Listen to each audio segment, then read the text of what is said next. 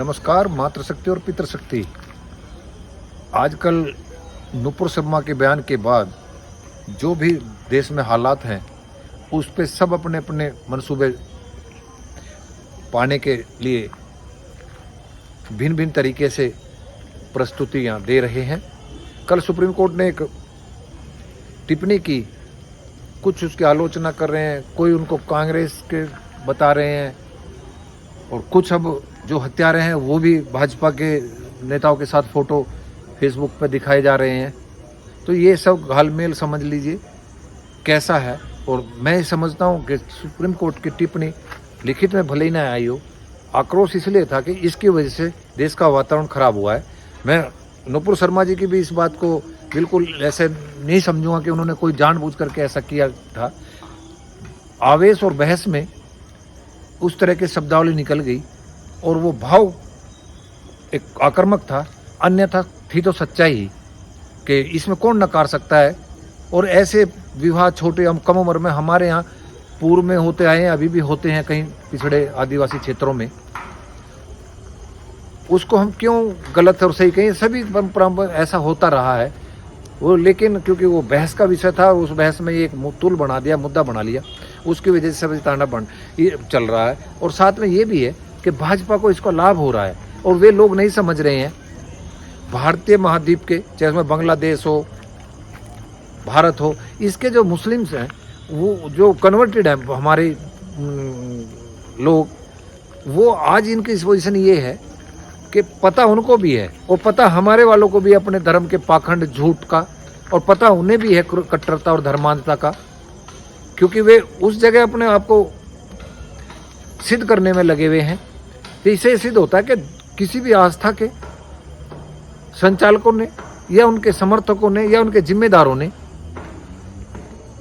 अगर इतना सब कुछ इनमें प्रबलता थी, तो मैं जिसे बार बार कहता हूं कि ईश्वर के नाम पर, उस अव्यक्त शक्ति के नाम पर ढाल बना करके अपना किया हुआ कार्य, चाहे वो नैतिक अनैतिक तरीके से, कट्टरता से, धर्मांधता से, उसे सिद्ध करते हैं उनके लिए हम कर रहे हैं। तो सब का इसका मतलब जब आदमी इतना उत्तेजक और आक्रामक होता है, यानी कि आपके अंदर नैतिक बल और आत्मबल नहीं है। उस नैतिक बल और आत्मबल को छुपाने के लिए आप नए नए कसीदे गढ़ते हैं और अत्याचार करने को सिद्ध करते हैं। तो मैं ये कहूँगा कि भारतीय जो लोग हैं वे वास्तव में अरब के मुसलमानों को ये दिखाना, सिद्ध करना चाहते हैं कि हम आपसे बड़े वाले मुसलमान हैं। तो इसलिए ऐसी कट्टरता, क्रूरता का परिचय दे रहे हैं। तो आप ये जान करके आप अभी भी अज्ञानता में, अरे ये तो प्रूव है, आप 57 देशों में फैल चुके हैं। भारतीय सनातन वैदिक जिसे कहते हैं वो भारत से बाहर ही नहीं निकल पाया और अपना ही नाश करवा चुका। और सच बात तो ये है कि जो खुदाई में जो मिल रहे हैं उनमें जो इनके पाखंड और झूठ और संकल्पनाएं हैं वे कहीं प्रकट नहीं हो रही हैं। केवल मूर्ति और सिक्के, कंकाल, औजार, पुरातात्विक औजार मिल रहे हैं। जो तकनीक बताई जा रही है वो कहीं नहीं दिख रही है। यानी कि जो ये ऋग्वेद काल की अवस्था, सनातन काल की अवस्था जो बताते हैं, हर क्षेत्र में कबीलिया के रूप में सब अपनी अपनी मान्यताओं के अनुसार जी रहे थे और अपने आप को चला रहे थे। त्रुटियां, गुण भी आए, त्रुटियां भी आई, ये सब होता चला गया। लेकिन जब लोग व्यवस्थित उसमें आए, तो जब ये ग्रंथ गढ़े गए, अरे मैं बार बार बोलता हूँ, जब ये ग्रंथ गढ़े गए हैं उनमें कुछ सच्चाई, कुछ का पाखंड, ये कलमबद्ध किस काल में हुए हैं ये तो जान लेना चाहिए। और उस सब काल में होने के बाद मैं बार बार बोलता हूँ, रिजल्ट क्या आया?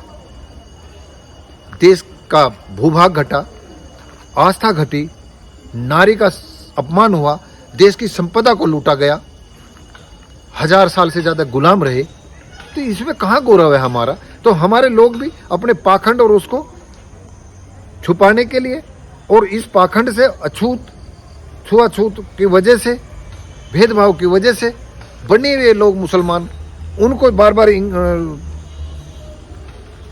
बदनाम करके कि इनकी वजह से ऐसा हो गया, वैसा हो गया।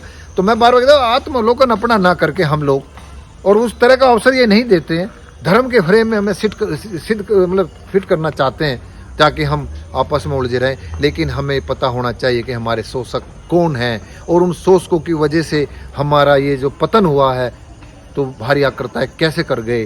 तभी तो कर गए जब हमारे वालों ने ऐसी अवस्था पैदा इस देश में कर रखी थी कि भारी लोग आकर के आसानी से अपना क्रूरता, साम्राज्य, सब कुछ यहाँ स्थापित कर चुके हैं।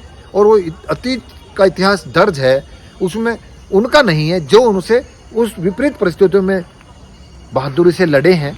वो सच बात है, उनके पराक्रम को नहीं दिखा रखा है, उनके पराक्रम को जरूर इतिहास में दर्ज कराना चाहिए। लेकिन अंततः सत्य तो यही है कि शासन तो रहा है ना, तो उसको सत्य को स्वीकार करके बात बने तो शायद अच्छा है। तो ये सुप्रीम कोर्ट की टिप्पणी, नुपुर शर्मा का भाव, नुपुर शर्मा का भाव कोई कहता अति एक था, अति अहंकार था, ये सब बातें इसलिए आई अगर उसी दौरान सत्ता पक्ष, अब ये देखिए भारत के दबाव से नहीं, एक छोटे छोटे देश, कतर के देशों के दबाव से आकर के उसने उनको निलंबित किया। और ये कहा आप जैसे पुराने ट्विटर में एक लड़के को गिरफ्तार कर रहे हो, यूट्यूब पे उसने उसके समर्थन में डाल दिया तो उसके बाद डिलीट कर दिया, उस समय वो कानून के शिकंजे में नहीं आया, तो पुराना 4 साल पुराना ट्विटर हैंडल पकड़ करके, जो कि अब वो अस्तित्व में नहीं है, उसमें जेल भेज दिया। तो दिखता हुआ ऐसा मानता, दिखती हुई भेदभाव, इसके ये सारी जननी है। और इस भेदभाव की जननी से सत्ता सुरक्षित होती है।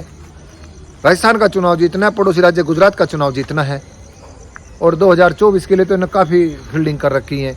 पीओके इनके लिए बहुत बड़ा अच्छा मसौदा है।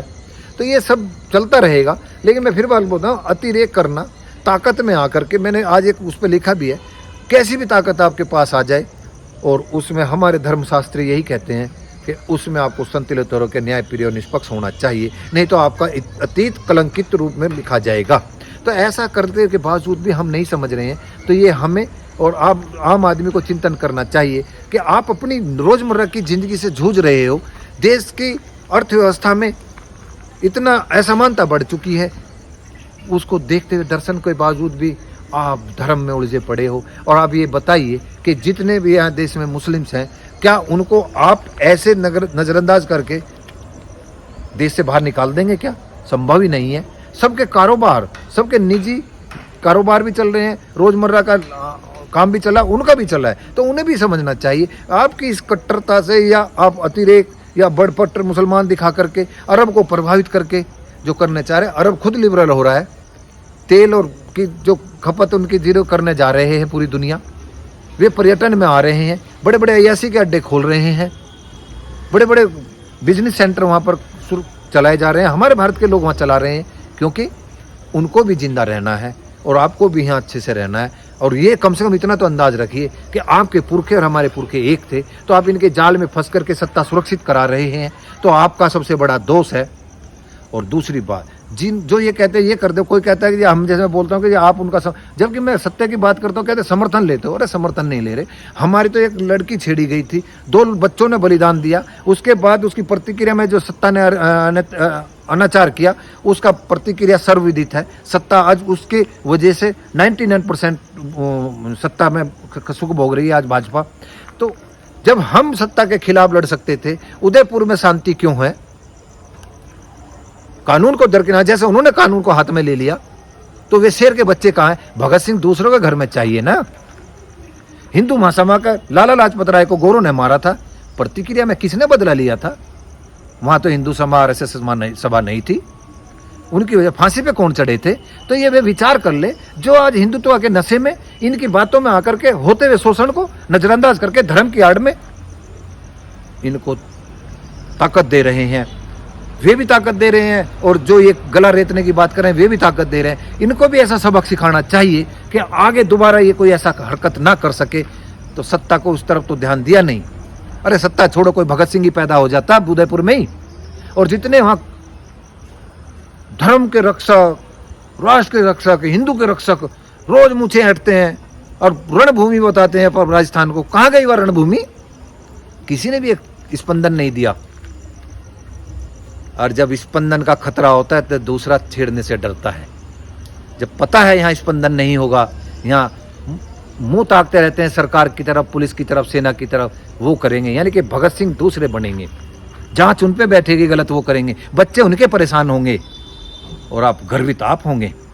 तो ये सब समझने का मैं भाव है। नेक बने।